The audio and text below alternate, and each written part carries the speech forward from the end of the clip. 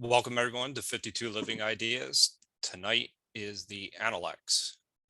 We'll be covering the end of chapter 6 and beginning chapter 7. Would you mind getting us started, Penny, with verses 29 and 30? All right, verse 29. The master said, "Perfect is the virtue which is according to the constant mean. Rare for a long time has been its practice among the people." Verse 30. Sao Kung said, "Suppose the case of a man extensively conferring benefits on the people and able to assist all, what would you say of him? Might he be called perfectly virtuous?" The master said, "Why speak only of virtue in connection with him? Must he not have the qualities of a sage?"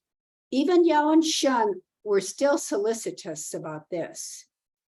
Now the man of perfect virtue, wishing to be established himself, seeks also to establish others. Wishing to be enlarged himself, he seeks also to enlarge others. To be able to judge of others by what is nigh in ourselves, this may be called the art of virtue. Thank you, Penny. Next up, James. Okay, this is the Eno translation. Number 6.29. The master said, "The central mean in conduct is where virtue reaches its pinnacle. Few are those who can sustain it for long." Number 6.30. Zhigong said, "If one were to bring broad benefits to the people and be able to aid the multitudes, what would you say about him? Could you call him Ren?" The master said, "Why would you call this a matter of Ren? Surely this would be a sage." Yao and Shun themselves would fall short of this. The Ren person is one who, wishing himself to be settled in position, sets up others. Wishing himself to have access to the powerful, achieves access for others.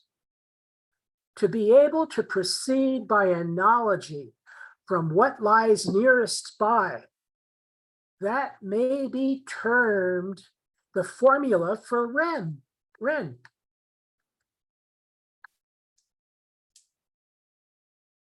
Thank you, James.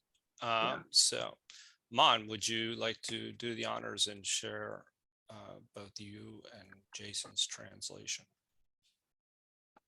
Can everyone see my page there? Yes.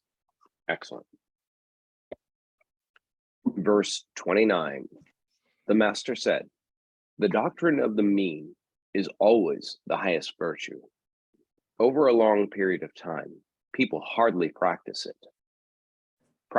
it. And verse 30.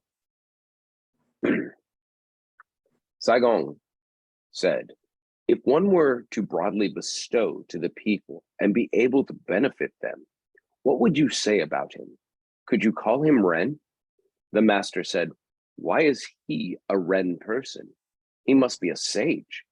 Even the ancient sages, Yao and Shun, lacked that kind of achievement. The person of Ren is one who, when wishing to establish himself, also establishes others. When wishing to develop himself, he also develops for others. To proceed by analogy from the near side of self is the recipe of Ren." That is as close as we get to Confucius offering a definition. It's a recipe, and it's very cryptic. I guess I'll take these in reverse order. 29, when it says the doctrine of the mean, the interesting thing about this is the doctrine of the mean is attributed to having been written by one of Confucius's grandchildren. and it's merely a segment of one of the larger classics, I believe the Book of Rites. And so it's a little anachronistic that it is in the Analects as what he's pointing to as the highest virtue, though I do believe whatever the original concept was would be what would inspire his grandson, I believe it was Zaisu, to actually produce the doctrine of the mean as it came to be known. Jason has some interesting notes here about the doctrine of the mean being to Confucianism what the Nicomachean ethics were to Aristotelian philosophy. And there is some truth to that. It was one of the 4 classics that were to be memorized by, actually the whole Book of Rites were one of the classics to be memorized, but after the revised curriculum of Neo-Confucianism came along, the doctrine of the mean was still kept as one of the central texts to be learned. As far as verse 30 goes, the first half of it is pretty straightforward. This is, again, someone asking, here is a person, here is a quality. Does it make them Ren? But this is one of the few times where Confucius seems to say, this is more than being Ren. What you're asking of is something that is sage-worthy of the sage kings of ancient times, Yao and Shun. And then he goes on to actually give this recipe. One who, when establishing themselves, establishes others. When developing themselves, develops others.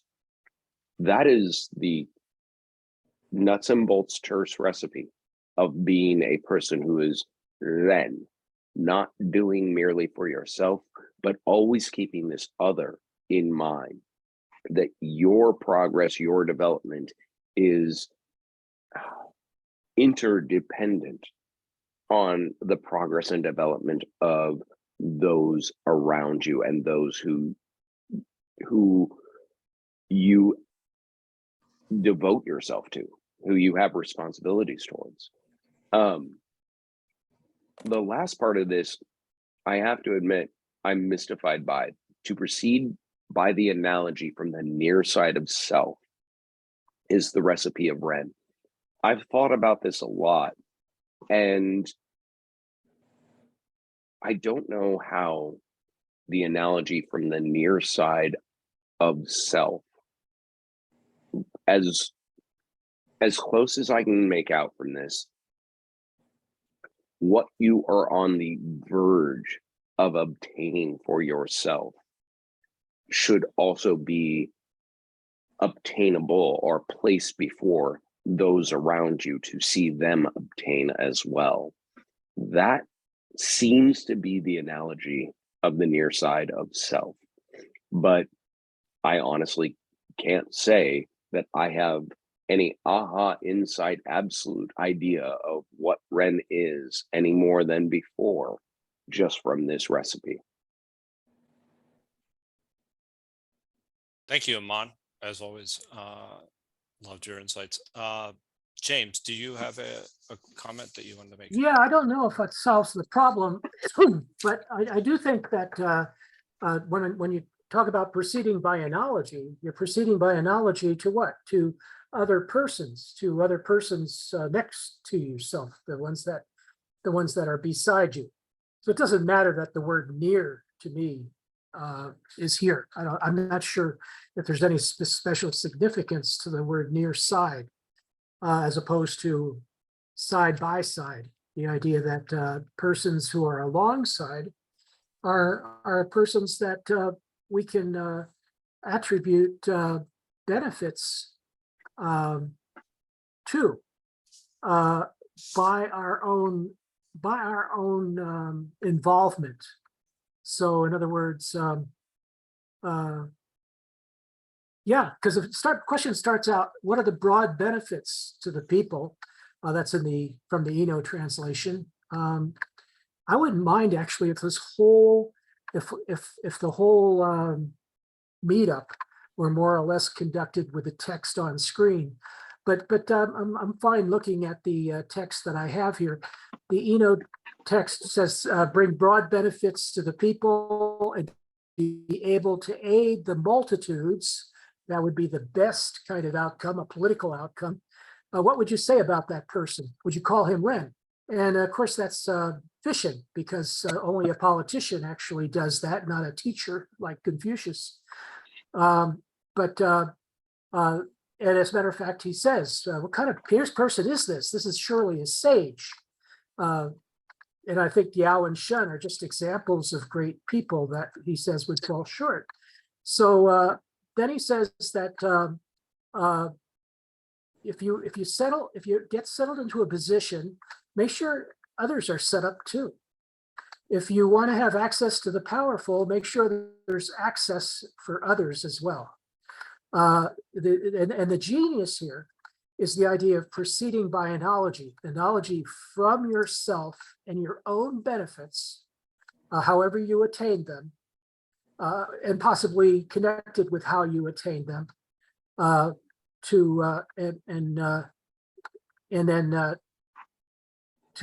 then he says here in this translation, from what lies nearest by.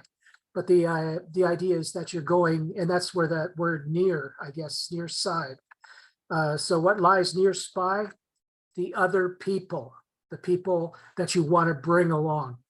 So Confucius to me is always saying, bring people along, but there's a special kind of thinking that's involved that only the sages would really understand. And that is, you work by analogy. Don't just think of yourself.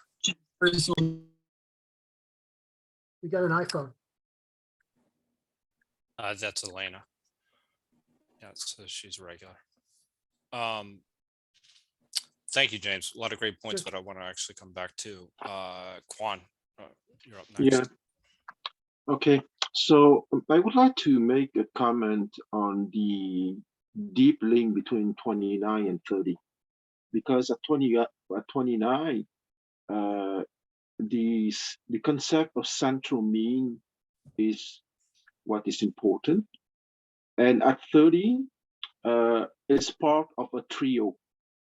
But the trio are each piece of the trio is in a completely different chapter, because 30 is the expression of the golden rule, but expressed positively.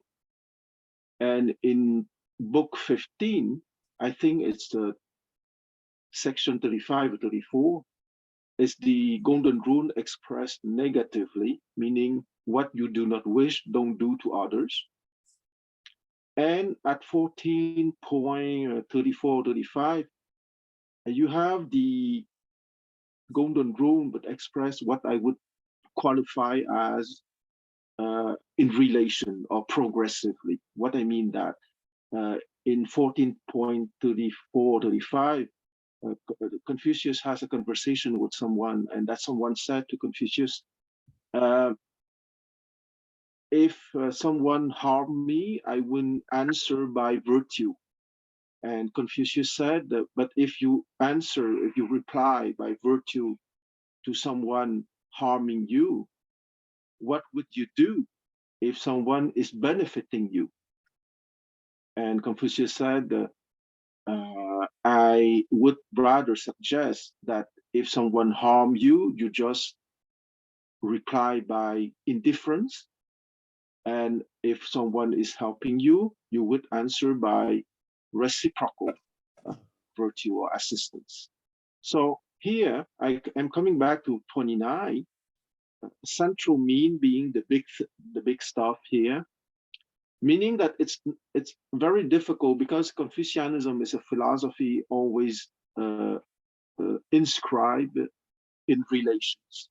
Okay, so the central mean is truly how you have the perfect answer in a relation, a specific situation. And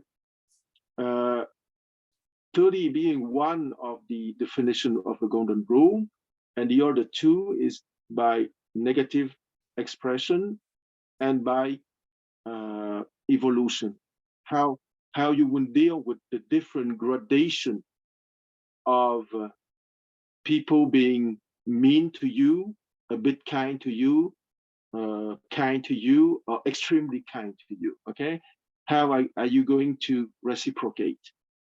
So that's my first comment on the relation between 29 and 30. My second comment is maybe for the phrase, yes. Yeah, can I, you mentioned that there are several different aspects to the golden mean. The golden rule, yes, Or exactly. I'm not, I mean, yeah, the doctrine of the mean, I'm sorry. Exactly. What are those aspects? Is this the one where it's the idea of sincerity and self-education? Is that what you're talking about when you're mentioning that? Yes, because at 29, the concept of golden mean is put forward, and at 30, it's the positive expression. Okay, Okay. meaning that if you run, you will do positively something for someone in your environment. Okay, your social network. And in book 15, it would be don't do to others what you don't wish for. And in chapter 14 or book 14, it would be how to reciprocate. So it's three different ways to express the golden rule, which is the recipe precisely for the golden mean. Okay, so three different expression of a kind of uh, general advice. Okay, I prefer to say general advice because recipe it sounds a little bit mechanical, but I'm sure that there is a cook in our group. You could say that wow, it's not so mechanical than that a recipe. So it's debatable, I suppose. And the other thing that I would like to say, but it's not something absolutely sure, is more of a suggestion, to be able to proceed by analogy from what lies nearest by that may be termed the formula for run. Because often when we talk about epistemology, development of your personal character, we often talk about the good motivation or the emotional aspect, and it's right. But here I'm wondering if it's not more the cognitive dimension, okay? Meaning that Yes. how you think, because I know that I have the proclivity to make rapprochement between Confucius and Plato, but in Plato, Plato would also make a an epistemological hierarchy by motivation. Okay, the aristocratic man motivated by creativity versus the plutocratic man motivated by wealth and power. But in parallel with that emotional hierarchy, he also created a cognitive hierarchy. Okay, the plutocratic man would use his intellect, would use concepts, would use words in his understanding of reality. But the aristocratic man would be capable to use agape. Okay, that's a Greek word also used in Christianity, meaning the deep love for understanding reality, and that deep love for understanding reality would push him on the way to creativity and inventivity and discovery. So there is a higher degree, not only of motivations, but also of capability to grasp phenomenal reality. So I'm wondering if those last words of point 30 is not more about the cognitive dimension of the epistemological journey and not only the motivational dimension of the epistemological journey. I believe it is actually. And just to basically, let me back up. I haven't made any of my comments yet. Is that I know that Jason had mentioned in his comments that the Aristotelian mean and how that related with number 29, and how Confucius had the supreme mean of as like essentially being virtue, where it's excellence. Whereas I think Aristotle looked at it as a golden mean between two vices, which was slightly different from what I understood, is this idea that where essentially you were in a state of Ren with Confucius's mean. Is that, and correct me if I'm wrong on that, Mon. Yeah, it's my insight too. Okay, so yeah, so that's the first one. I do believe the analogy aspect of it is more of a cognitive connection, but I have to think about that a little bit more. Mon. I still cannot say I know what the state of Ren absolutely is, but I get a better flavor for it for these chapters, for these two verses. When a couple of things that I wanted to address, Quan was talking about the idea of the silver rule that's stated in, I think it's before, but the do not do to someone else what you'd not have them do to you is the silver rule versus the golden rule. I do think that that is reiterated a few times, and in the doctrine of the means, it is also brought out in the ethics of the doctrine of the means. We're not going to deviate into a whole different text here, but there are really three central sections to the doctrine of the mean. One is the metaphysic, one is the political, and one is the ethical. And basically, you could think of this as the what, how, and where. You know, what should you do? The ethics. How do you do it? The political. And the where should you do it? The metaphysics of how does it apply in the world around you? I do think there's something another level than the golden rule or the silver rule iteration in verse 30, because the opener for this is someone who is able to do for others, if someone who is able to bestow for others, benefit others. Would you call that person a Ren? And in one sense, you can almost hear the sarcastic tone of, no, this person would have to be a sage. They'd have to be great because people can't do for someone else. That's the subtext here. You can't do it for the other person. People who attempt to do it for the other person do them no favors, fall flat on their face. Even the great sage kings didn't try and do this. What you can do for another is develop yourself and bring them along at the same time. Establish yourself and bring them along at the same time. It's almost a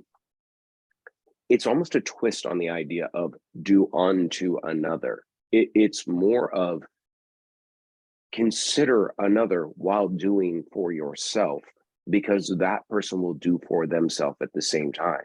And if you lead by a good example, they'll do the right thing at the same time. I think that's the slight hinge difference here between a simple,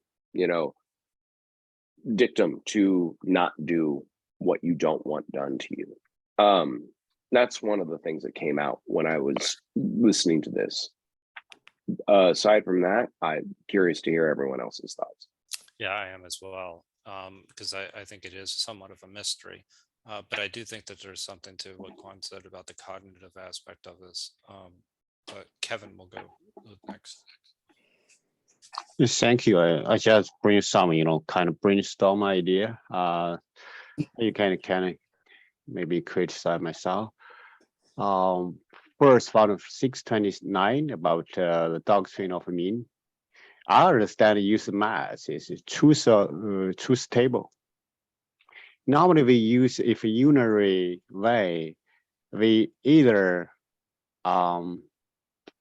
agree all, or we can see we can don't agree them anything, or confirm one is correct. Unary identity, another thing, unary negation, right? We confirm this one, deny another one. So it's also not enough. It's a percentage. Personally, anything, have opinion or have something, they have some degree maybe or some angle you look at it makes sense. So that's what is hard to do is to mean what's it mean. Like just now you can mention maybe connected to 2030 silver rules, gold rule. How about the platinum rules, right? So basically you do on others as they would want to be done to them. They want to do something for themselves. If we can do their way, would it be, make sense? By the way, for the If we could do it, I'm sorry, could you repeat that last line, Kevin? It was a little unclear. do unto others as they would want to be done to them. Yes. That's platinum rule, right? That's a way, more, I would say, make sense. Okay. They're going to explain that further for 630. Then that's about this concept. It's he uses the basic text to once establish oneself, also establish others. It's not just build yourself up, hand to hand build others. Not let's see, I'm going to maybe historical. I'm not make you slave to work for me. Let's work together. So that history would be different, right? And also another second point, develop for others, and okay, it's like I'm gonna build a load, not just for myself, but build others. It's basically reach. Everything reachable, not just reach for myself or my group or my nation or my ethnic group. But let's work together, hand to hand. So that's my understanding. Thank you. Thank you, Kevin. James. Thanks. On number 6.29, the one sentence is really interesting to me, that when one is following the central mean, and of course, I don't think this is the Eno doesn't believe this has anything to do with the golden rule, and neither do I, although I might be confusing what somebody was saying about 6.30.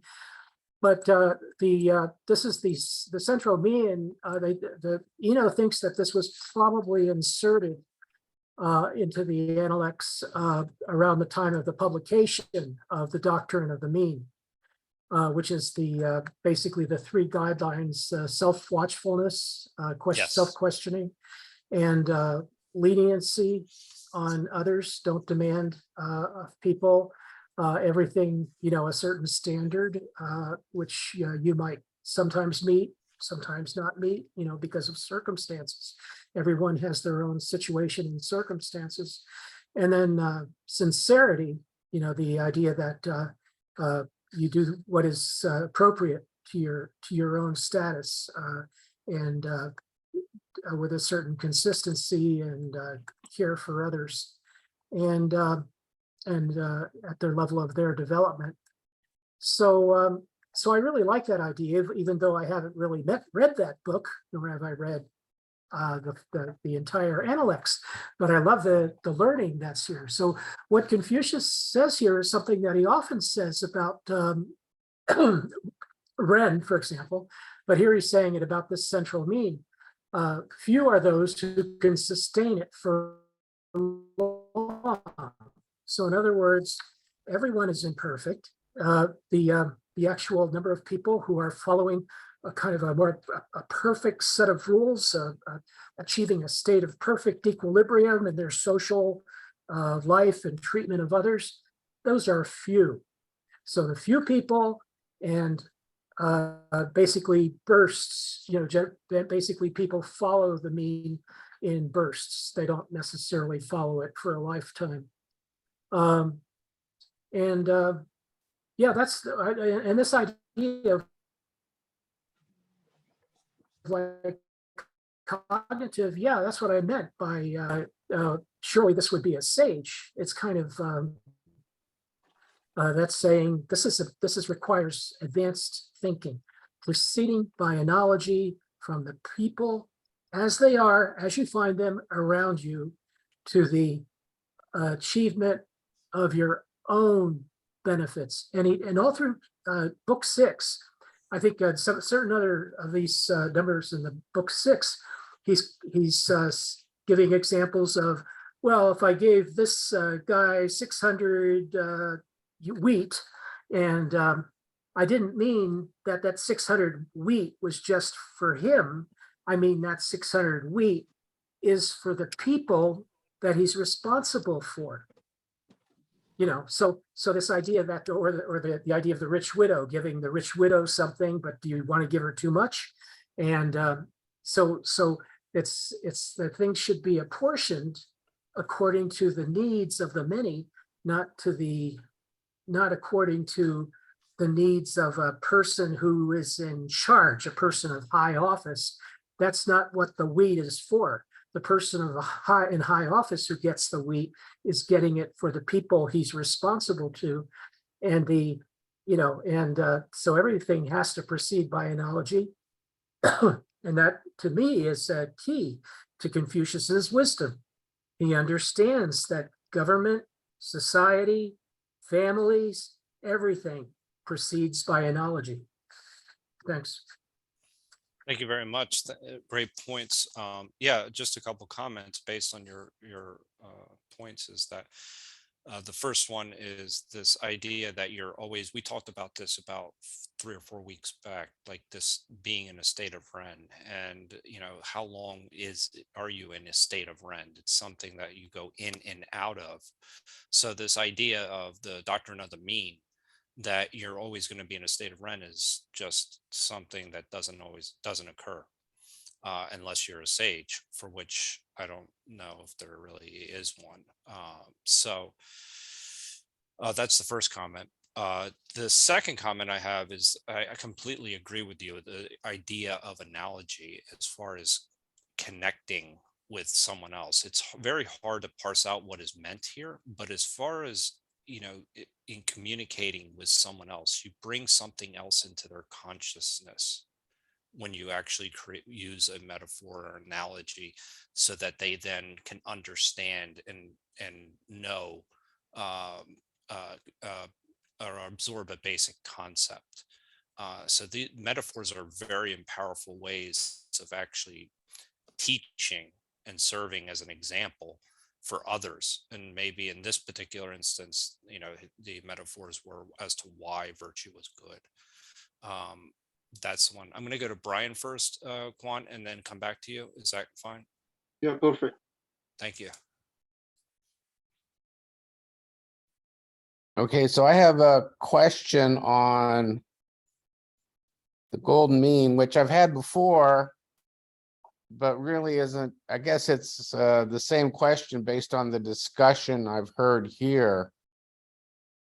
And maybe be more than a question, it's also a suspicion. The golden mean, as I understand it, and as I've heard it explained here this evening,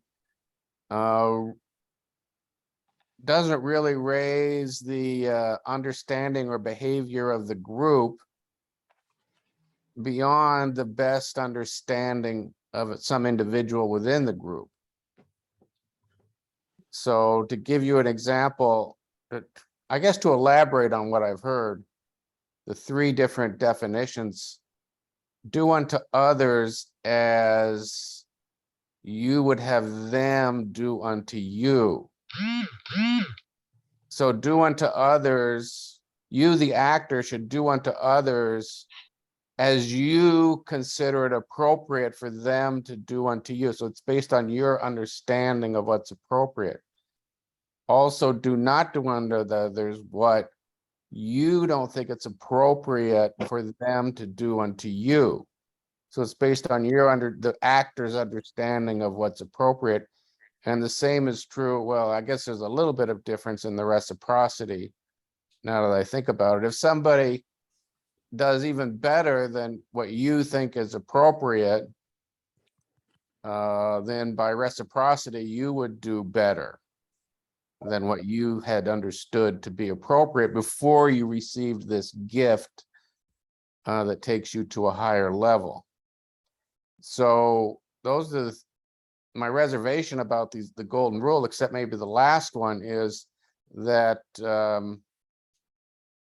yes, it might raise the group to the level of the highest person, but it doesn't raise that individual up, except that he's, to the extent that he's helping others. I'd contrast to that with what Plato and Aristotle said. I think Plato and Aristotle are introducing a more introducing an objective standard beyond what the actor considers to be appropriate. One is, as I've heard, is excellence, and the other is creativity. Another example of that would be with Jesus. Jesus said, he didn't say, do unto others as you would have them do unto you. What he said is, do unto others as I have done to you or for you. Do for others as I have done for you. And he, as a model, has brought a higher standard, a higher example. So that's my question and kind of reservation about the golden mean. Does anybody Yeah, clarify I mean, that?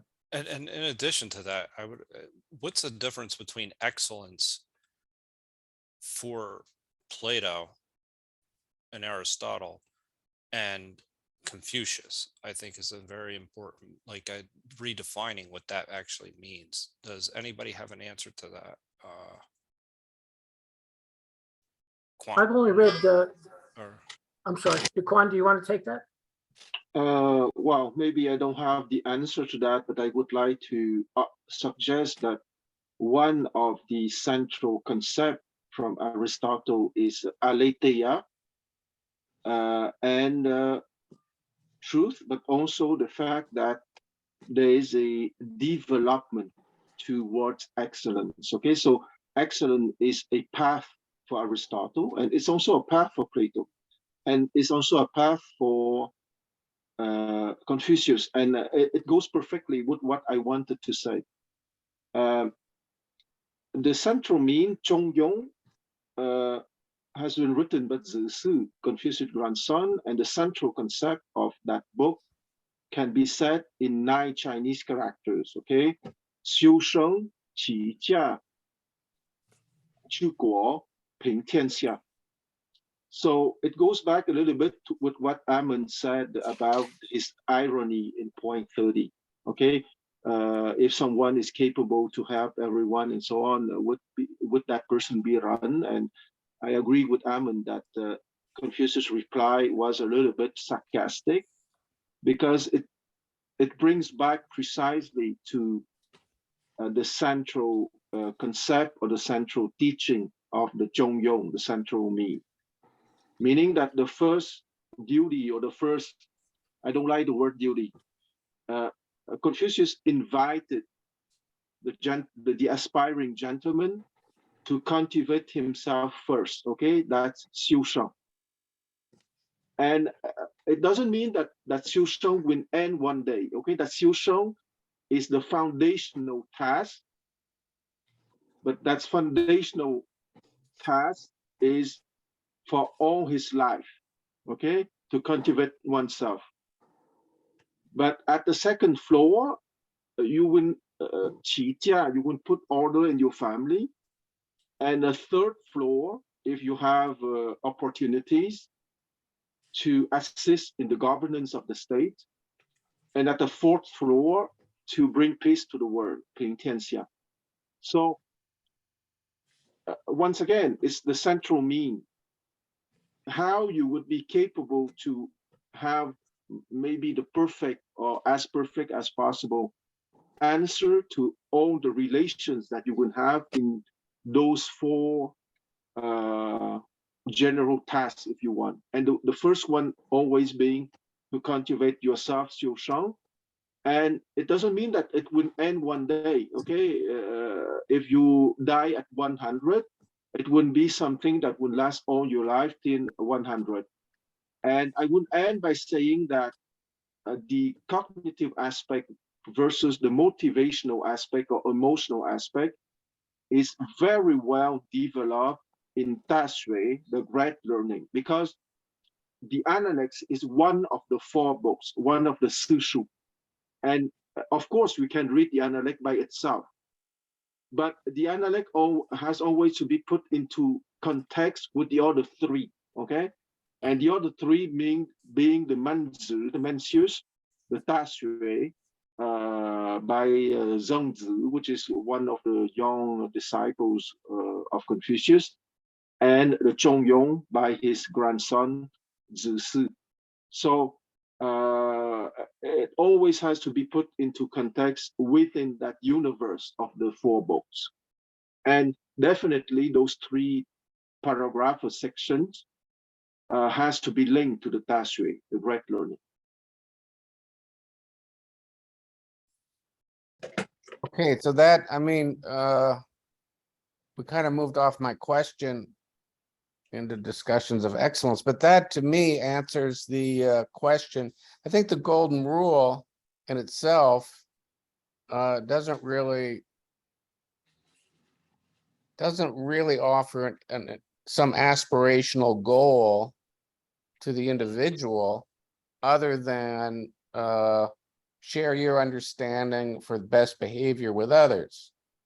But the other that Quan just outlined, that is a better understanding of best behavior.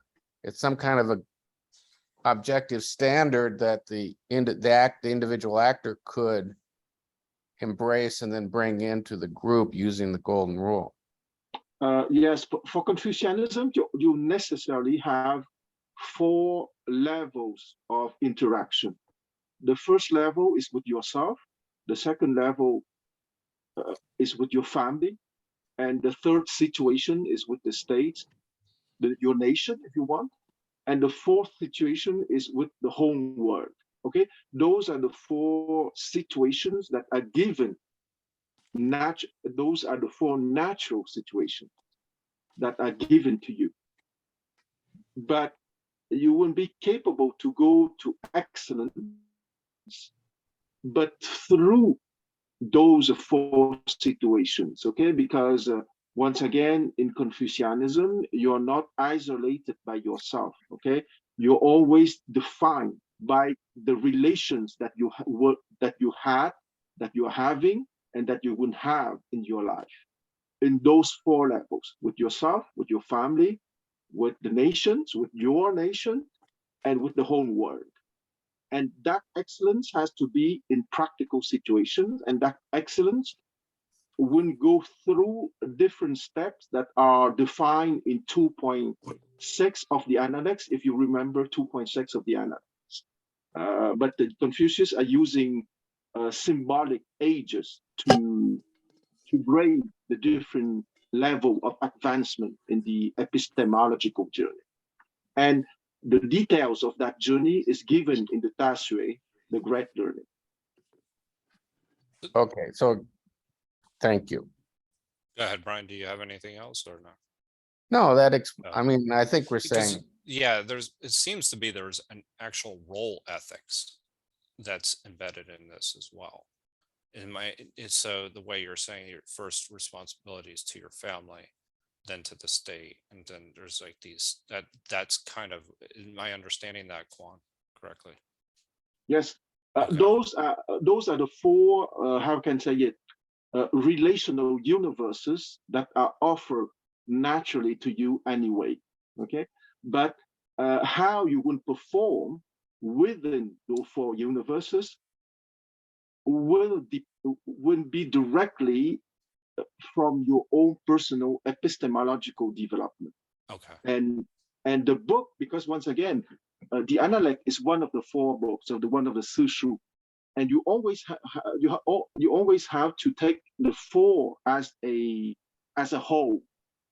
And the core of those four are the Tasue, because that Tasue is the epistemological book of the Confucian school. Okay, Tasue means great learning. Okay, meaning how we were speaking of recipe. Okay, so that's the recipe of the Confucian school to go into the epistemological journey, to expand your mind. Okay, because Plato would say that the plutocratic man, his mind tools are the intellect, meaning words, concept, images, but the tools of the aristocratic man would be a burning love for exploring the universe, for creativity, for discovery.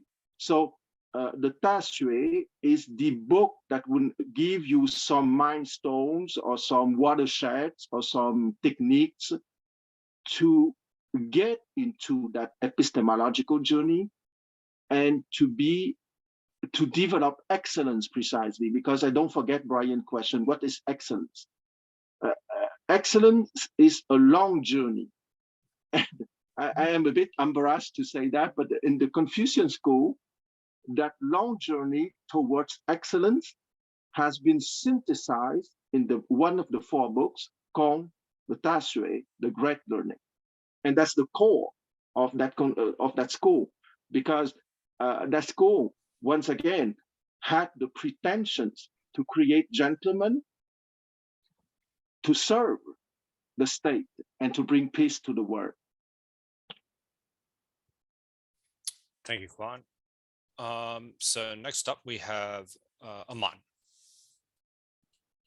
Thank you. I wanted to reel us back a little bit, only because it is easy to sort of get into Jushi's shoes and start talking about Neo-Confucianism and the additional doctrines that come about later as a development. But I disagree with Quan. You do not have to read the whole curriculum to read the Analects. This was first, and it can be read as a standalone because all those other texts develop from it over time. And there are some important ideas that, although they become codified in these other texts, aren't necessarily the writ and verse gospel of what Confucius meant to say. And one of the great things about re-exploring the Analects alone is that you get to introduce yourself to it without those prejudices in place. So to this ends, when Brian was asking about the difference here between Confucius' ideas of a doctrine of a mean as a way of elevating the self versus Aristotelian, I do think Quan is correct when he talks about how very much the epistemological center of what is the world of Confucianism is important to appreciate, because it is very different than the epistemological center of the Western Greco-Roman world. When Aristotle is looking for a golden mean between a vice and a virtue, he's looking for something essential, something that is absolute, something by which we can be certain of that this thing that is in between these things is the virtue that we are aiming for. This sort of search for absolute certainty is baked into the cake of Western epistemology. It comes from our understanding in metaphysics of the idea of an abstraction of a perfect circle is a more real thing than the ever vulgar, vague, drawn circle that anyone could ever create. We have this notion from the West that the greater real is something that is of the mind and is something that is absolute and unchanging. That's not what truth is in the measure of the Confucian world. In that world, and this answers your question, how do you elevate the behavior of the group if you only ever work towards the highest achiever in that group? The group are all constrained by Li. And this is something else that is in the doctrine of the means, is emphasized, but Confucius has already told us again and again, ritual, Li, the accumulated wisdom of generations that has been passed down to you, gives you the format to follow, find greater virtue and greater wisdom. And the idea here is you're doing this not for greater certainty, but to uncover greater depths of wisdom in what has been passed to you. That could be considered the epistemological center of that Confucian world, is that great wisdom existed long before us. It is up to us to delve into these traditions deep enough to fully and truly understand and appreciate this wisdom. So the recipe book is there. The person who follows this Li well and takes these golden means, these ideas of the silver, the golden rule, and I like what Kevin put in there about the platinum rule, which is what I think Confucius is getting at in verse 30. When you can take those as some guidance, but follow the ritual, ritualistically, faithfully, deeply, you will not only elevate yourself, you'll elevate the group, because you'll find, oh, they knew what they were doing when they told me to do X instead of Y in this situation. And now that I've realized it, I can now show everybody, hey, doing this isn't just for fun. It's because it actually gets us somewhere. That's really the difference that I think you're wrestling with there, and how it would be conceived in Confucius' world versus a Western understanding of finding virtue for the self. Thank you. Thank you. That was a wonderful explanation, the differences between the West and the East. And speaking of, James, actually, do you have your hand up? As I say, I sure do. I Okay. only allowed Quan to go ahead of me because he had put his hand up first. And I just wanted to make sure he didn't want to speak, answer the question. But I didn't expect for my hand to come down. Okay, no. So no, I'll go right ahead. I was just going to make a quick comment as to the point of ritual and respect and humility and Li, and how that fits into this into Confucius's framework. But go ahead, James. Go ahead. Okay. Yeah, I agree with Aman. I really do. I don't think all of this tying Confucius to Greek philosophy helps at all. I think it can be kind of like interesting sometimes to make an illusion, but it seems we have this automatic, wow, he's talking about a constant mean. That must mean the golden rule or something. No, it doesn't. You know, says that the constant mean might be an allusion to the doctrine of the mean, which is a kind of a more complex concept of how you view your own behavior, which in a way does link. There was a question, I think, about Aristotle and his view of excellence, and he does talk about excellence in the Nicomachean ethics, but he says you have to look at various aspects of one thing. You have to look not just at how there's excellence according to how people perceive you. There's excellence according to what your stated intentions are, your agenda, your goal, and there's different degrees and things to consider in excellence. So it's okay to talk about these other philosophers in a different culture, but I don't think we don't have to habitually always go to them and try to substitute the golden rule for the constant mean. They're not similar concepts. And,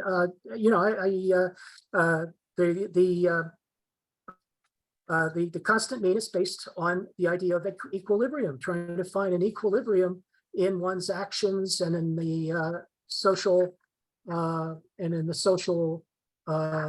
setting. So in your actions in the social setting, and not to go to, and it is related probably to Aristotle's idea of the golden mean, which is also not related at all to the golden rule, which is basically avoiding extremes, always trying to find the perfect middle way. So yeah, and Plato did say something in regard to that. He said the form should be understood as a mixture of beauty, proportion, and truth. So proportion is part of understanding an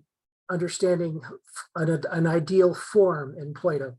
But on the other hand, it doesn't directly relate to these sayings. It takes up a lot of time, and it's and a lot of these ideas, like the golden rule, are completely extraneous to these two expressions. So I don't understand why it has to come up. Although I believe it was Aman that brought up the silver rule, and that's how it got started. But nevertheless, it's too much Greek in my Confucius. I'm very tired of it. On the other hand, I really want to learn Confucius's thinking so bad that I've been sticking with this week after week. So I really hope we can make more headway with Confucius's ideas and his thinking. Thank you. Thank you for that. And with that, maybe we will go to Aman, and then we'll go into the next next passages with that. One last thing, which is we're not even halfway through the Analects yet. This is just us getting near the halfway mark, but we're already re-encountering ideas that we started with, and they keep coming back. And one thing that I do think is very accurate, where the idea of proceeding by analogy, Confucius kind of gives away the game here in telling you how he'll teach you.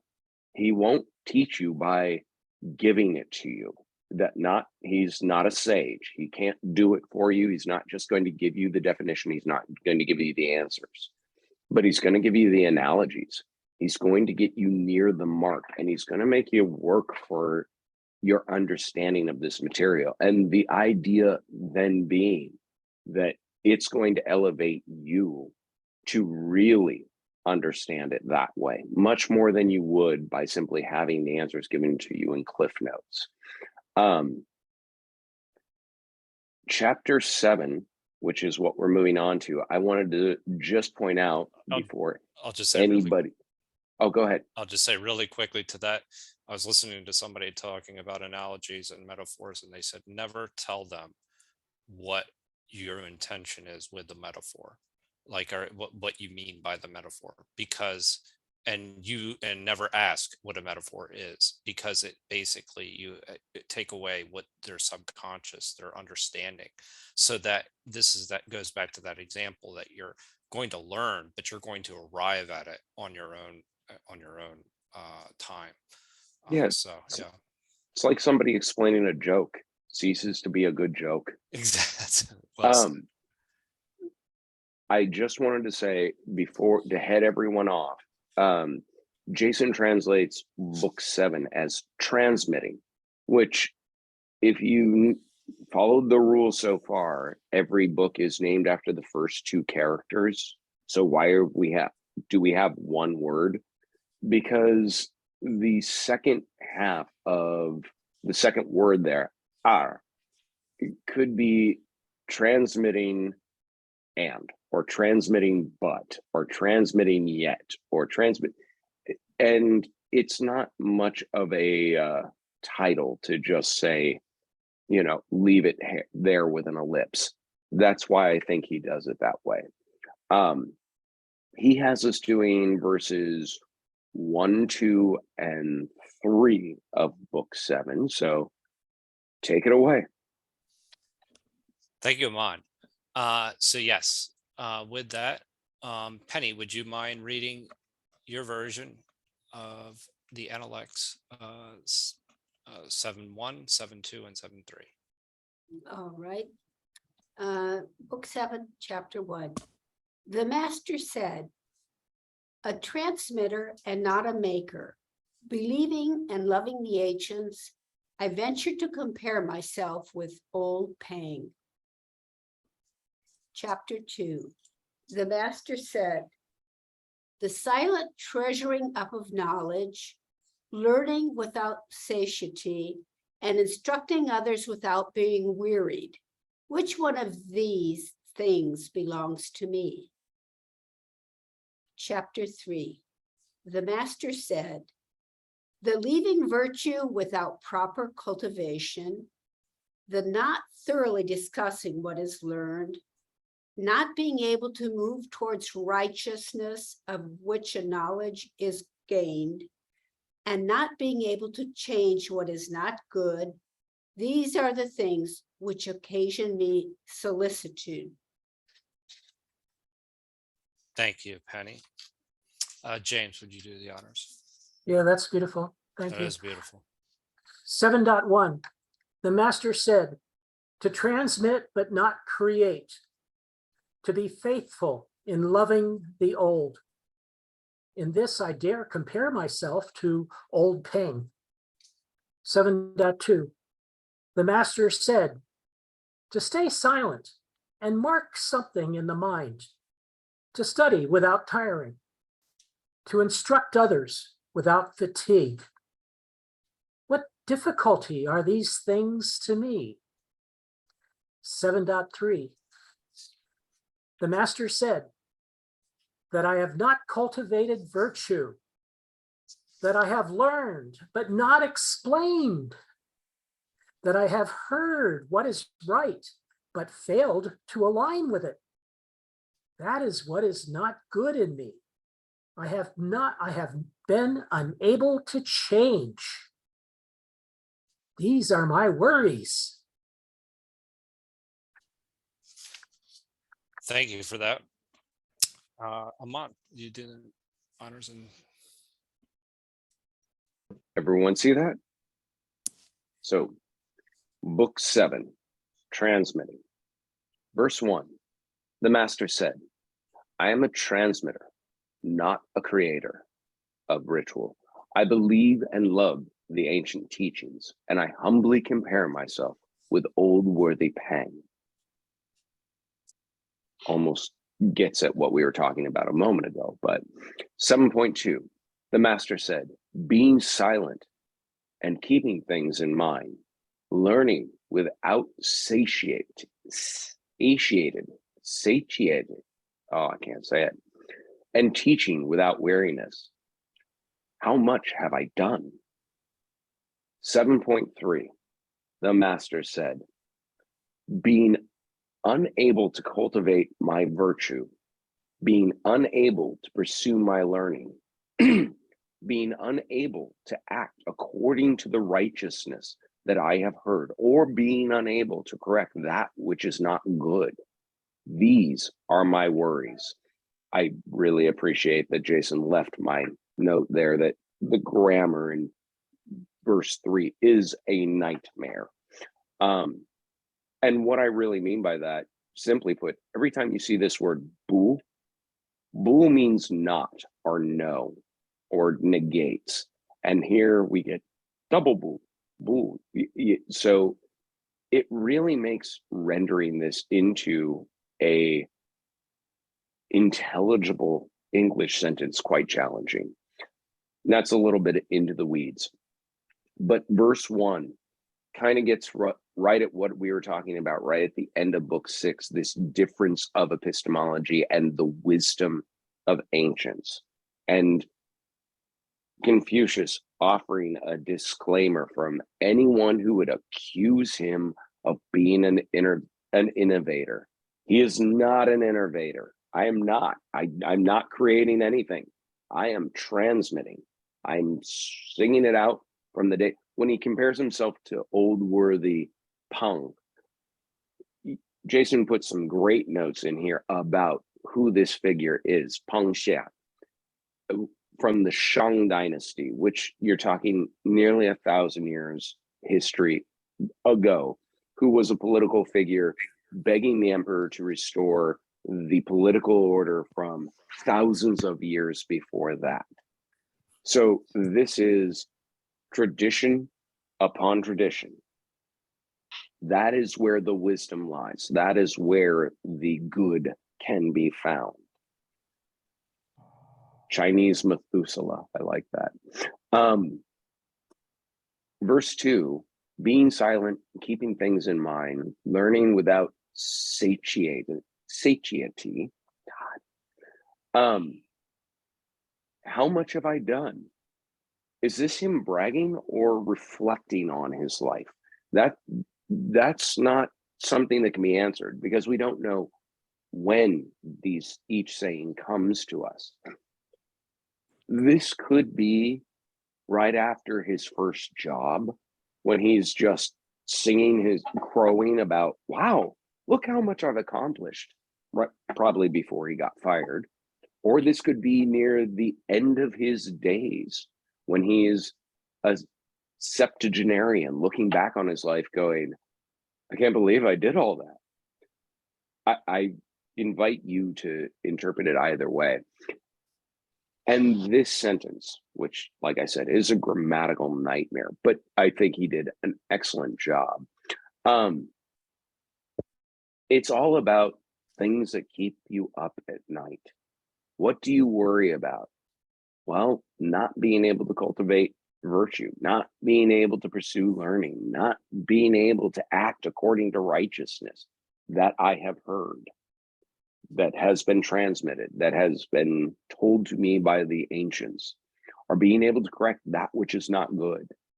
These are the things I worry about, not my next meal, not whether people like me, not whether I'm going to make enough.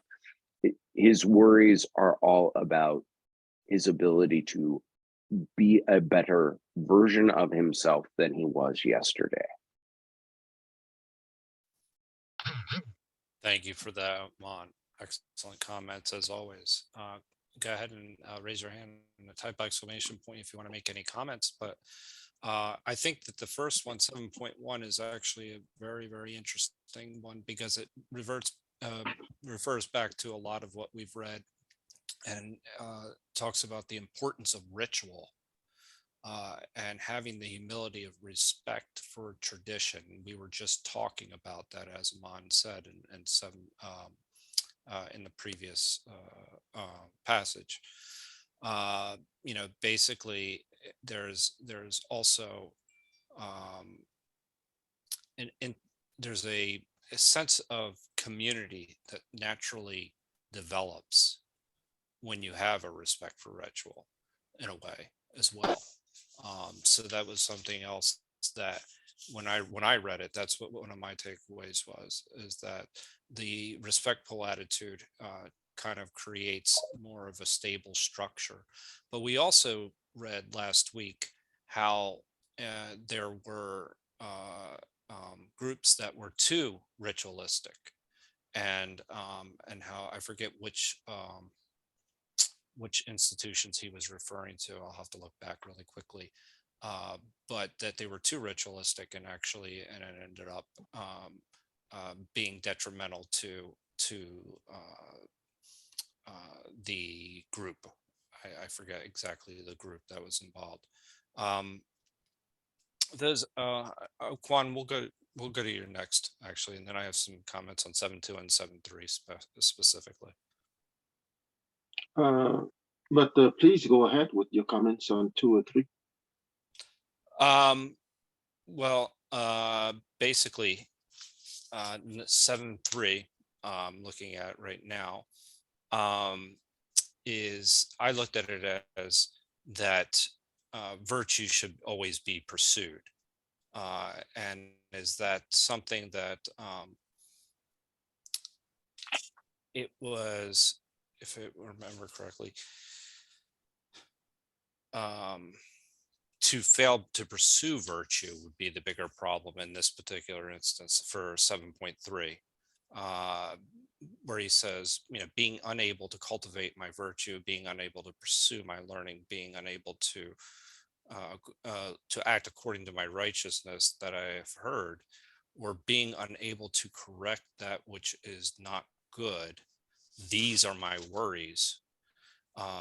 Where I see there's a sense of humility in this particular instance as well, where he's continually worried about, maintaining his character and pursuing virtue as his main goal. then that is somewhat also necessary and sufficient for happiness. I looked at it from that perspective in this particular passage anyway. It seems to give me that impression. Those are my thoughts. So, Quan. Okay. I, I think that everyone knows that this book 7 is probably the most historical portrait of Confucius, as it has been written very near the end of his life. Okay, he died in 479 BCE, and chapter 3, 4, 5, 6, and 7 have been written down probably during the last years of his life. And at 7.1, he referred himself, he compared himself to old Peng, who was exactly, as Ammon said, a character of the Shang dynasty. And Confucius himself is a scion of the Dukes of Song, and the Dukes of Song were a minor branch of the Shangying royal house. Confucius is the 12th generation offspring of a certain Duke Min of Song, who ruled the principality at the end of the 10th century.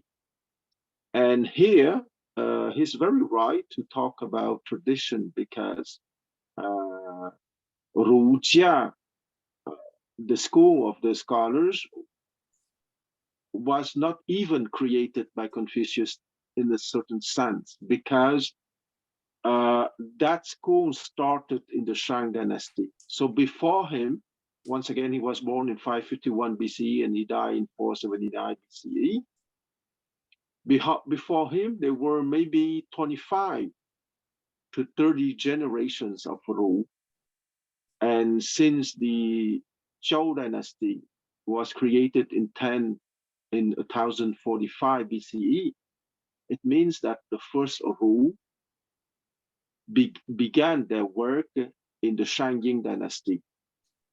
According to historians nowadays, the Shangying dynasty started in 1600 BCE, so practically 11 centuries before the birth of Confucius.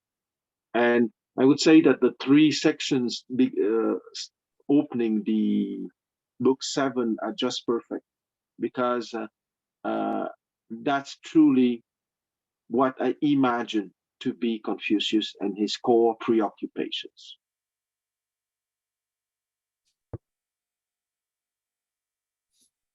Thank you, Quan.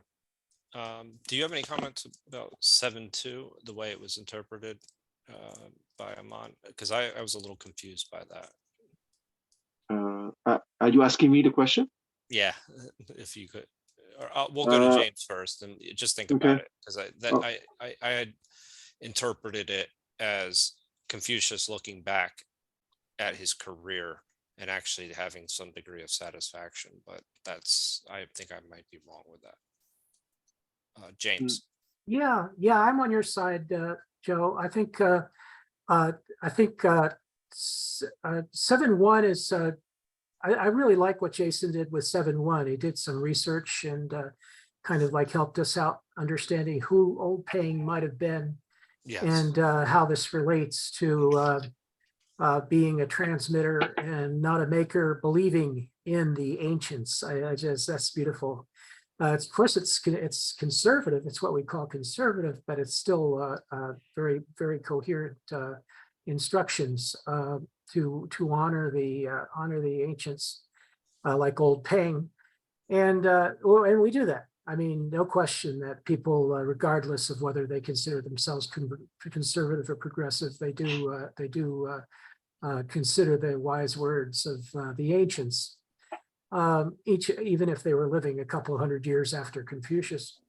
Anyway, the treasure of knowledge, and instructing others, and this is pride, learning.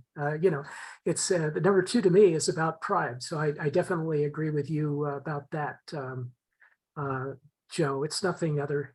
I think he tends to say what he means. He's saying that it's kind of like a consideration. If I do these things, do I own these things? In other words, is this saying something about me? And I think the answer should be affirmative, but it's a kind of like a false modesty, pride type of thing. And self-expression. And Sean Lee, your phone makes a very loud vibrating noise. I don't know if you realize that.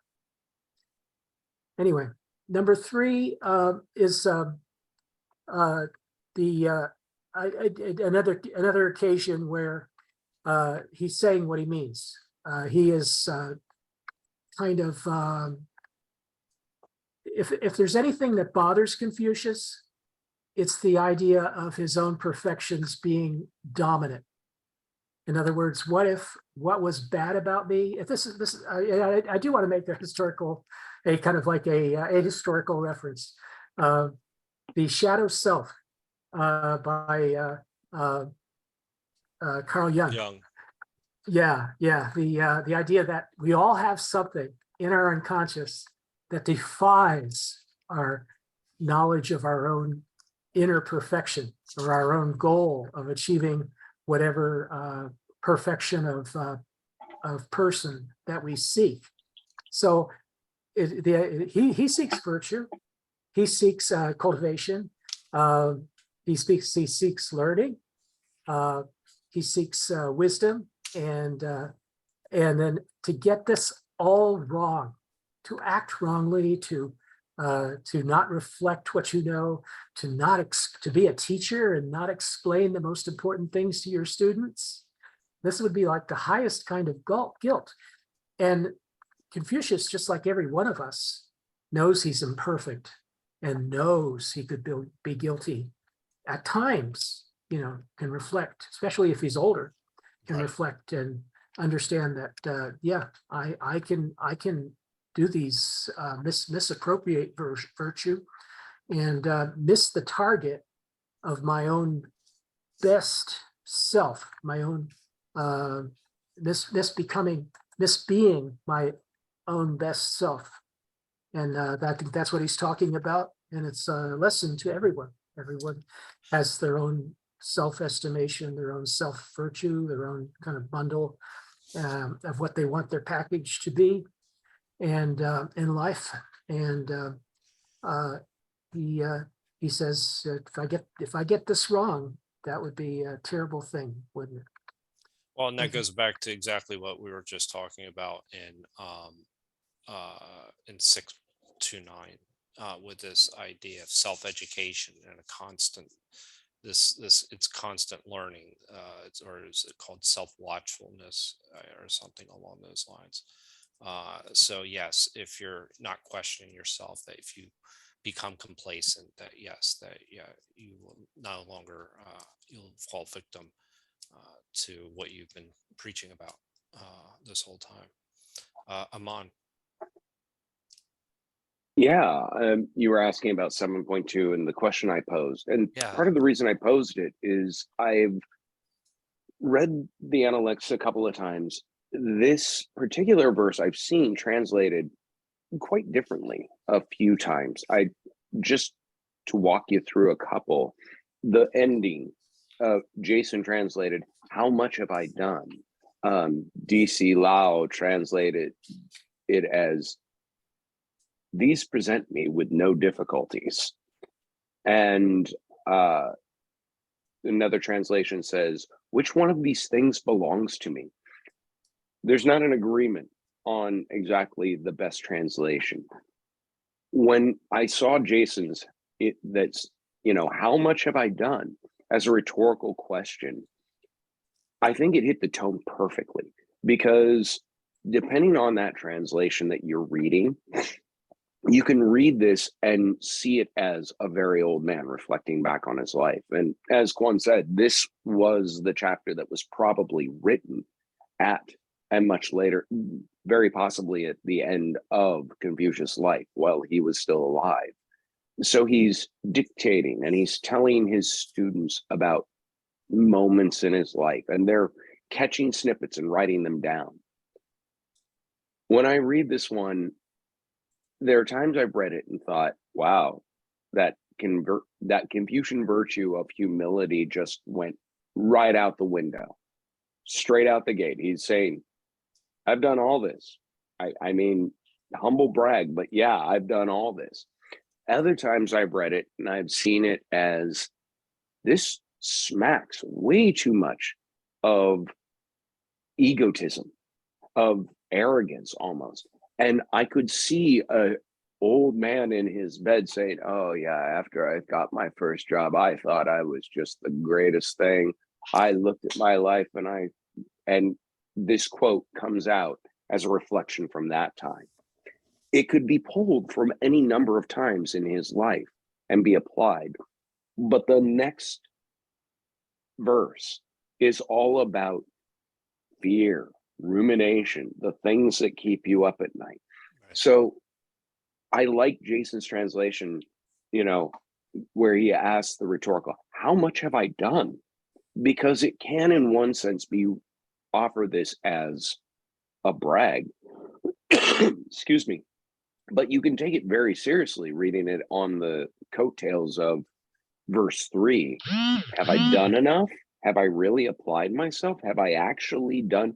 It could be seen as sort of that self-evaluating, self-recriminating, castigating. I haven't done enough. There's more to do. I'm worried I just need to do more. And that's why I threw it out there, because I think it's decontextualized in time and place very purposely, because it's the sort of things that we should watch out for in ourselves. And also, on a different level, if we take the Confucian humility out of it, maybe we do need to reflect on our own achievements and just sometimes look back and go, wow, I read a lot of books. I didn't actually think I'd read all those, but I guess when I look at the accumulation, it's pretty impressive on paper. It's pretty interesting, because when I read this the same way, and Jason's translation is very similar. I'm reading only 3 translations. Sometimes 4, but 3 mostly. And this one, in the last part of it, says, which of these has found me? So that seems a little bit more humble in his approach, because he's not saying that that he's done everything that needs to be done. So but I appreciated Jason's version a little bit more, and that's the one I went with my interpretation of it. Does anybody else have any comments about 7, 1, 2, or 3? Yeah, maybe a little Please. return. Please. It's very strange. I'm absolutely delighted by all you guys' interpretation, because it was not my spontaneous reaction to 7.2. My spontaneous reaction at 7.2 is that Confucius is simply stating what I would call his essential nature. And let's not forget that he failed utterly in the political dimension. Okay, so he's like an old teacher trying to be a political man and having failed utterly. And instead of a smart, I think he was not smart, but he was rather trying to give himself a kind of consolation. Because it's true that his core essential of all of the rule, from the Shang-Yin dynasty to the Zhou dynasty to himself, they were teachers, okay? They were teachers of rituals, of etiquette, but also of writing, of poetry, of history, and so on. And they were the guardians of the Chinese culture of the time. But in the case, to study without tiring, to instruct others without fatigue, what difficulty are these things to me? So he was describing himself as what he truly is. And I did not see it as arrogance, because let's not forget that for him, and he was in his own age, absolutely. He always had in his mind his utter political failure. So it was a kind of, well, at least I managed to create some outstanding students, but thanks God, because my political career was a disaster.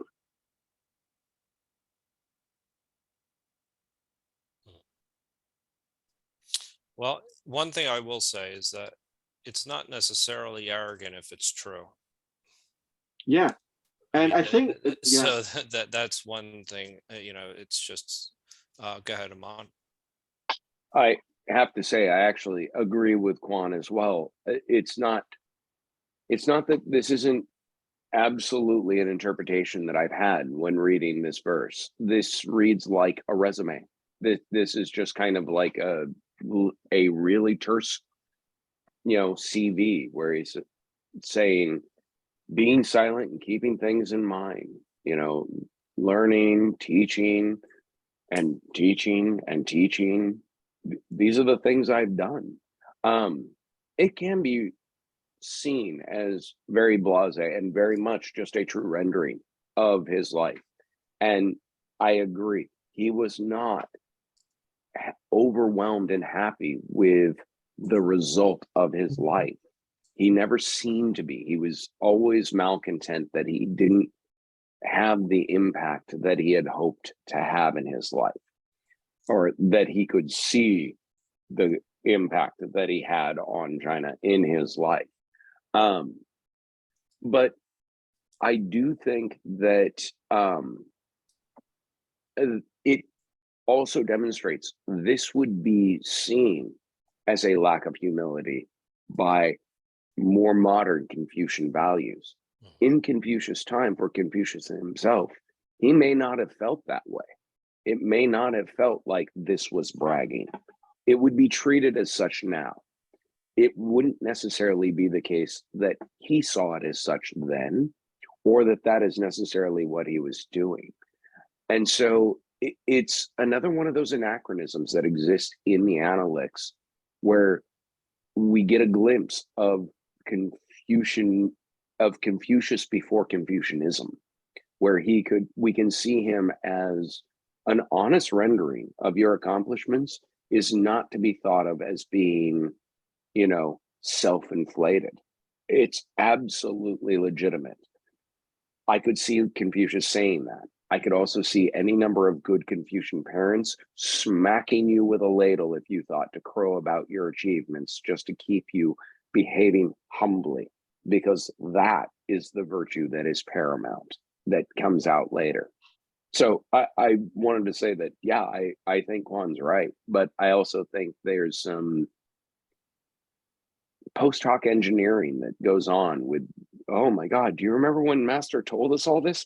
We gotta really, yeah. humble this down enough for people to be able to stomach it. Well, just drop out these parts and keep this. Right. We have to deal with the text that we have, right? Even Yeah. though it's very hard to Well, that's read part of the Chinese. fun, is to be Yeah. able to kind of Well, make, if you're the recorder, you get to edit the text you have as you go to try I know, and spruce it up. but he's a likable person, right? Yeah, I'm sure he's just as nice as you are, Emma. Oh God, I hope better. That's Penny. Yeah, I just wanted to say, I mean, as I look at it, like if we look at, verse 7:1-2, he's saying, I was really good at following the ancients, and I even am willing to say that I kind of compare myself to one of the old masters in that, because I did that. But in the second verse, to me, it doesn't seem like he's being that prideful. I think he's just kind of stating things that he did. And he didn't, nowhere is he saying, well, like, I taught better than this person, or I was the very best teacher, or, anything like that. He's just kind of saying, that yes, I was very studious. I really worked hard at teaching others.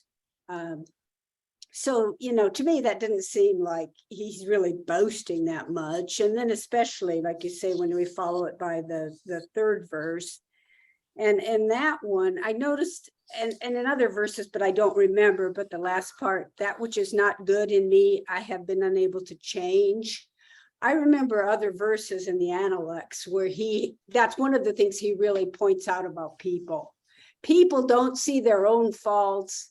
People can't, don't try to correct their faults. They don't see them, And so here he's kind of saying it himself, that, I hope I haven't been, that's what worries me, that I'm like those other people I mentioned, that actually I have faults, but I haven't been able to address them. Yeah, I think that's actually an excellent interpretation. It says in my version as well, to unable to overcome defects.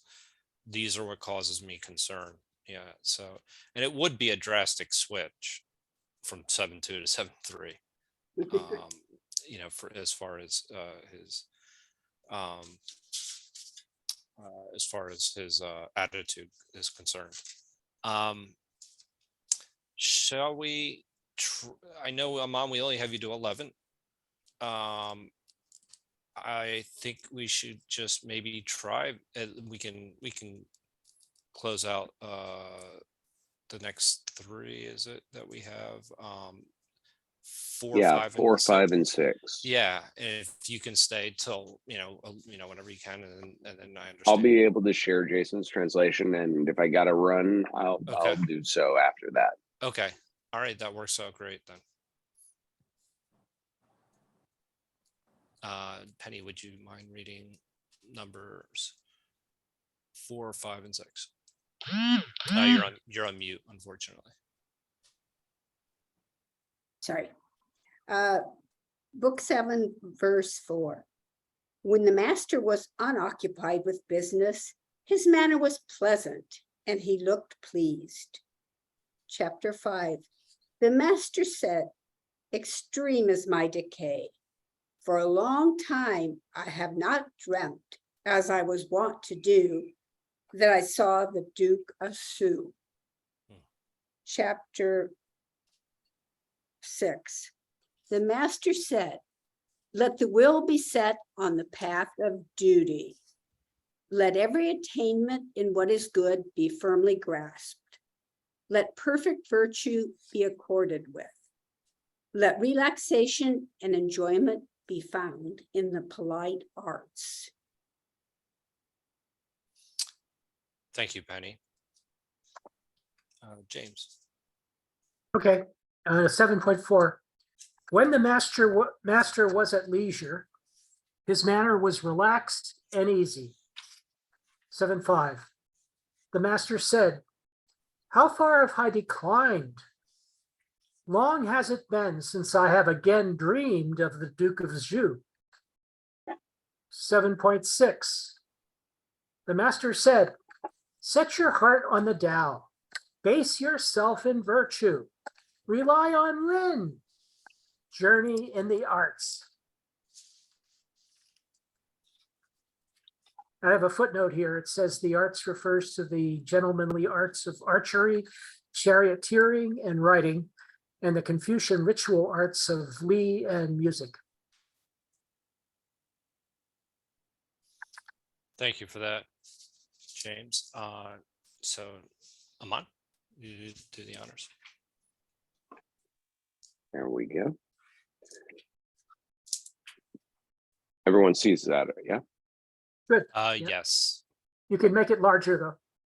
I might be able to. If just You see the 100% in the left-hand side at the top? Click on that 100%. There we go. Yeah. There we go. 7.4. During the master's leisure time, he was relaxed and pleasant. 7.5. The master said, "How much have I declined? For too long a time have I not dreamt of Duke Zhou again." 7.6. The master said, "Set aspirations on the Tao, hold to virtue, act according to Ren, and master the 6 liberal arts." I really like Jason's translations here. I find them to be perfect tones. After we've just wrestled back and forth with egotism and humility, then we find out, no, when he's in his downtime, he's just relaxed and pleasant guy, easygoing, which of everything I have ever taken out of the Analects, the idea that Confucius was easygoing just never seems to sing through. That he was a taskmaster and very, very wedded to his duties. That came through, but relaxed and pleasant, not ever. 7.5, I really want to get a version of William Shatner reading this before he passes, because it screams for his overreaction or his overacting. But this idea that dreaming of the Duke of Zhou, the Duke of Zhou is an exemplar to Confucius. The person who set the tone for the Zhou dynasty to be what it was in its heyday was this legendary Duke of Zhou, who, amongst everything else that was so good about him, that he led the country well, that he ran things really well, was the fact that he gave up the throne. He could have just said, "Hey, I'm already here. I'm running things. I could just take over." But he did the right thing, the appropriate thing, and handed the throne back to the emperor when he came of age, which exalts him as one of the greatest, bastions of virtue. And verse point 7.6, I think, James, when you said that about the arts that he was describing, something I loved in Jason's translation was he referred to it as mastering the 6 liberal arts. Yes. And he has those liberal arts as ritual, music, archery, charioteering, reading, and arithmetic. But that was the first time I'd ever read it as master the 6 liberal arts. And when I read that, I was like, oh, that's a master stroke. He did keep it in the parentheses because it's his interpretation. Nowhere in the text does the word 6 or liberal show, but it just says 6 art, or the master the arts. But I think that is a great understanding of what is meant by that expression, to master the arts.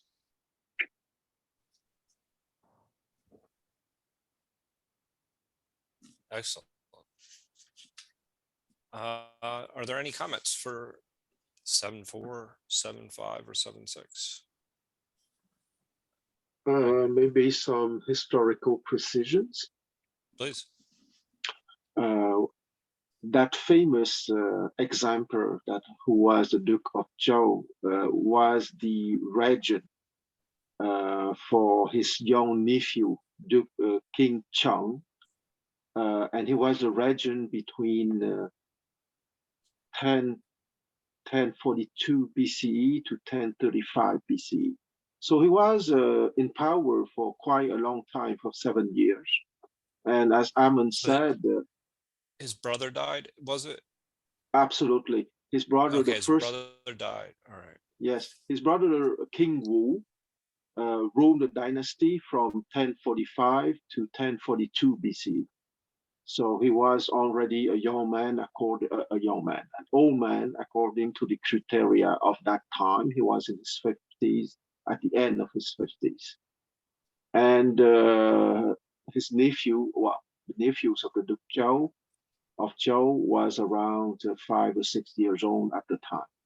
And being in power for 7 years, he could have easily snatched the power because 7 years later, his nephew was still a quite young teenager of 13 or 14 at the most, even if the legal majority at the time was 14 because it was puberty. But still, he could have snatched the power, but he gave it back. And he was truly the absolute exemplar with a capital E for all the Confucian tradition. And once again, it stressed the fact that it's true that Confucius described himself very accurately when he said that he is not a creator, not an innovator, that he simply transmits the wisdom of the ancient. And there were many wise men in the long tradition of the Ru from the Shangyin dynasty. But he chose someone from the Zhou dynasty because he was living under the Zhou dynasty. And he chose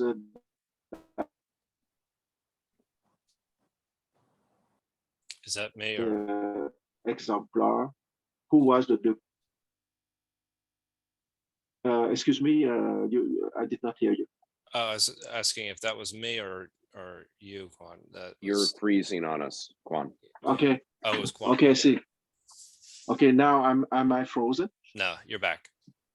Okay. And the Duke of Zhou is still the example for the Confucianists nowadays, of course.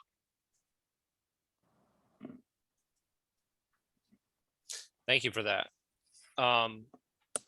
Would anybody else like to comment on numbers 4, 5, or 6? James. I think, go ahead. yeah, number 5 to me makes me feel like he's being not just nostalgic for his younger self, but he is, yeah, he's reflecting on the fact that he was more idealistic, feeling like he's lost some of his idealism, the Duke of Zhou style idealism. And regretting the fact that so much time and history has passed since the time of the Duke. So that was great to review some of the history and understand the importance of the Duke of Zhou as a historical figure, and why he occupies such a place in Confucius's aging mind here. He talks about his decay or decline. Yeah, and I guess the other ones are kind of like are surprisingly, I think 4 and 6 are surprisingly relaxed. In other words, that number 4 basically it's third party, third Confucius is being talked about third party, but he's easy, his manner is easy, and he looks pleased when he's not doing business. So this is the kind of person that we can expect to be the master. And then number 6, there's the path of duty, the perfect virtue, attainment of the good, and please be relaxed and enjoy yourself when you're enjoying the polite arts, whatever the polite arts are. Do you have a better translation, Aman, of the? I liked his liberal arts, but yeah, it's the idea of the elevated pursuits. The elevated arts. Yeah. Thank you. May I add something? Do you mind if? Go ahead. Oh, I'm sorry. Go Okay, no, go ahead. go ahead, Aman. I didn't know that you wanted to say something. Go ahead. No, I actually was curious to please. Go ahead, come on. Okay, the famous 6 arts that Jason translated very brilliantly as the 6 liberal arts, I agree on that, are the education that the young nobleman at the time received. And the revolutionary act by Confucius was precisely to give it to the commoners for a very small tuition. And precisely the liberal word is excellent, because in liberal you have, well, in French it's more obvious than in English, but in French, liberal is in the same semantic field than libre, free. Okay, so those 6 arts were giving freedom to a certain layer of peasants close to Confucius that never had access to that kind of education, and it was certainly liberating in that sense. Thank you, Mon. Go ahead. Yeah, I wanted to say just a word more about the Duke of Zhou's significance to Chinese history. There was, I'm trying to think how much context to give. You went from a time in the Warring States, and prior to that really, from aristocratic showmanship warfare that was done basically ritualistic combat for show, showing that you knew how to ride a chariot, showing you knew how to ride horseback, to these full field conscript armies actually slaughtering one another. In that time frame, what happened was just being of noble birth and putting on a good show was no longer enough. You actually had to have skills on the battlefield and show your worth that way. And so some common people began to elevate very high within Chinese society. The Duke of Zhou could almost be seen as sort of the apotheosis of this. The man who, his noble birth wasn't so great, but his prowess in being the everyman was. However, that he didn't then become emperor was significant, because then what the emperor was reserved for genetic inheritance. That was still an aristocratic inherited title that no amount of achievement could bring you to. The vignette story about his, being a steward and then giving up that emperorship did a couple of things to the Chinese mindset. One was it showed them that the everyman may not ever inherit this title. You can't just get the position of emperor, but you can actually be more virtuous and more worshipped and more revered and more loved than any emperor was, because of how good, how meritorious you are. This was the meritocracy argument that existed in China. However, the emperor was the emperor. He was the son of heaven. And that title was passed from father to son, generation after generation. The only thing that disrupts that is a shift in the mandate of heaven. And a shift in the mandate of heaven doesn't go to the any man, but every once in a while. And we don't really talk about that. There's only a couple occasions actually in Chinese history of somebody rising from peasantry all the way to emperor. It's a real rare thing. It's always aristocracy who winds up inheriting the mandate of heaven. This sort of social norm order that's established in that story of the Duke of Zhou was maintained through all of dynastic China. And it was something that Confucius clung to, why he would dream of the Duke of Zhou, because he got that message from that story. The everyman could elevate themselves. They could be as good or better a person than even an emperor. They may not have the title, but they were capable of it. And here was the example of how it's done. And it's done by working on yourself, cultivating yourself, doing what's right for everyone, and self-sacrifice when needed. So you can look to that story not just as an inspiration for Confucius, but also as an inspiration for Chinese dynastic order, and him as a mouthpiece cheering that on. I got to run for the night all. I'm glad I made it back, and I will see you all And next we were week. happy to have you back. Thank you so much for joining us, Ahmad. See you. That was wonderful. Absolutely fantastic. Yes, I mean, I also concur with this. It's this idea that it's interesting that Aman talked about how the Duke of Zhao, how am I saying that correctly, Quan? The Duke of Zhou. Zhou, Zhou. thank you. Yeah. How this is that everybody, in other words, he's a kind of a universal kind of example that everybody can attain. It's not somebody that's that's an emperor per se, so that it is something that he can serve as an example, almost a Christ-like figure in China in a way. Would you agree or disagree with that, Quan? Yeah. Well, I would say that to push in your metaphor of Christ-like figure, I would say that he sacrificed a lot, because the Duke of Zhou managed to quell 3 rebellions between 1042 and 1035 BC. Okay, because let's not forget that the Zhou dynasty just began in 1045.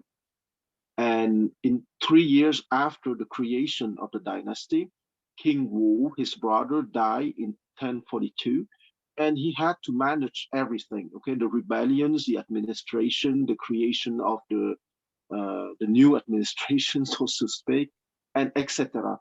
And just to relinquish the power 7 years later.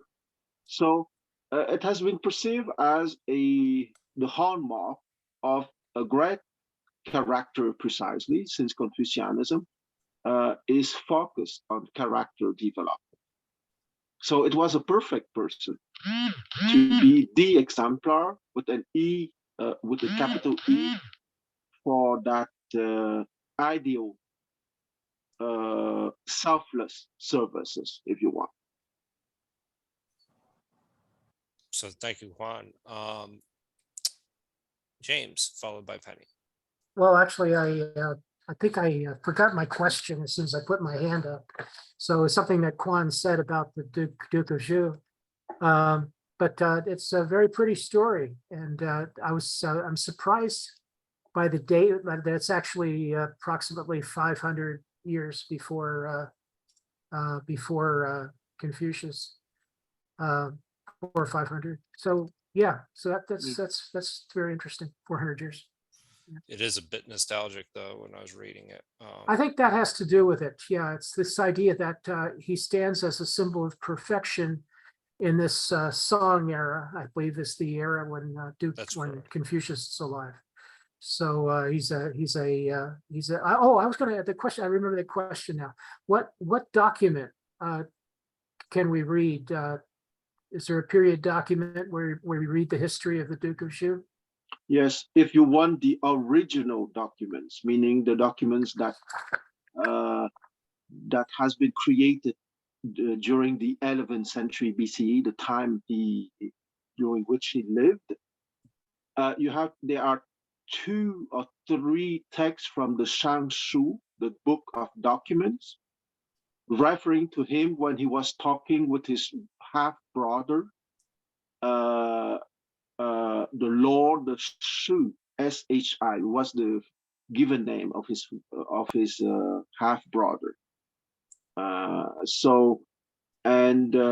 There was also a text called Jing Teng, Golden Box, in the Shangshu, referring to him as willing to offer his life to heaven in order to prolong the life of his own brother, King Wu, who was sick at the time. But apparently, heaven did not grant his wish because his brother died after 3 years of rule.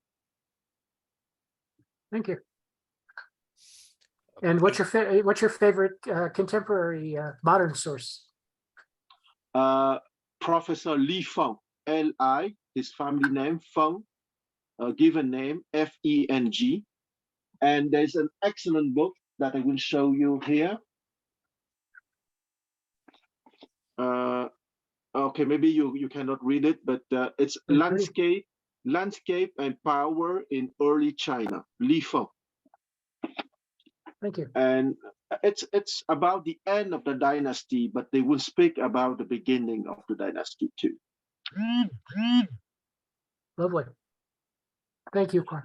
Yeah, no problem. Because let's not forget that the Zhou dynasty truly ruled between 1045 BCE to 770 BCE. Okay, so they truly ruled for about 275 years. Between 770 BCE to the destruction of their dynasty in 256 BCE, they were more, I would say, they were presiding over China as a control and political arbiters, but they were not truly kings in the true sense of the term. They were not rulers. They were there as religious figures, as a son of heaven, because the indisputable title that they had between 770 BCE and 256 BCE was precisely the title of son of heaven, which was a religious title and not the kingly title associated with administrative and military power. They had a domain, they had the royal domain during that 500 years period, from which they extract revenues for their own needs, but they were not ruling over the whole Chinese domain of the time. Thank you for that, Quan. Penny, did you have something? Yeah, I just had a question because when looking at the verse 7:6 Mhm. and about especially the cultivating the six liberal arts, I mean, I think Confucius was kind of a lower ranked noble or something of birth. Would he have been practicing these arts? I mean, was he an archer? Did he do any charioteering? Absolutely. It was part of his education as a shu. Shu meaning the lower layer of the nobility of the time. Okay, thanks. It just creates a new image because I, kind of focused on him as like more like a teacher and a book type person, but that was not. Well, he was, but at the time, to be capable to read and to write and all those stuff, it was needed that you were born into the lower nobility, because before Confucius, the peasants, the merchant, the merchant were capable to write to a certain extent, of course, because of their job. But most of the people in China of the time, let's say 80% of the population, were peasants, and they certainly did not know how to write and to read. So being capable to write and to read is certainly at least an indication of noble birth, of considerable wealth at the time. Thank you. Yes, thank you, Quan, and thank you, James. Are there any other comments? Great discussion. It was great discussion. If not, I'm going to just do really quickly. I'm going to just announce some upcoming events for 52 Living Ideas. And we have a lot of great events coming up.